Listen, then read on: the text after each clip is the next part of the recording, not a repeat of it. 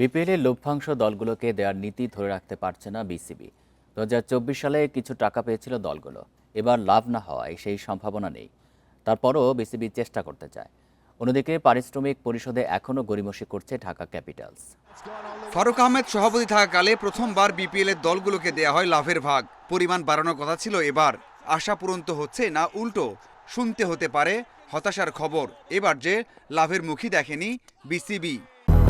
200-র বেশি সার্ভিস ও ফিচারে লেনদেনের সব বিকাশ অ্যাপে সম্ভব।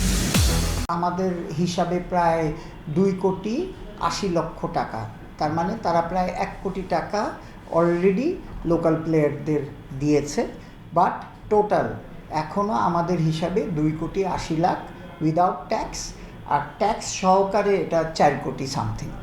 2 মাস হলো বিপিএল শেষ হয়েছে, এখনো পারিশ্রমিক নিয়ে জটিলতা কাটেনি। ঢাকা ক্যাপিটাল সবচেয়ে বেশি সমস্যায় ফেলেছে। এখনো 4 কোটি টাকার পারিশ্রমিক বাকি তাদের। তাসকিন শামীমদের পাওনা বেশি।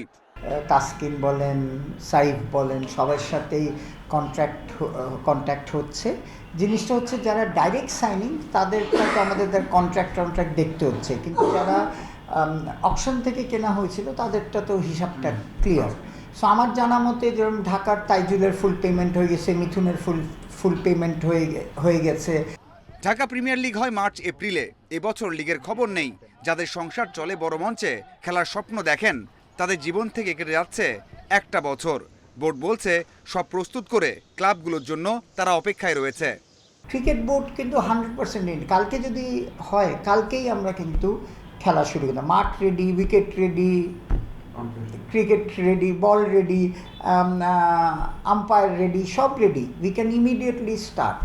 সো এই পদক্ষেপে প্রেসিডেন্ট সাহেব ক্লাবগুলিকে ডেকেছে।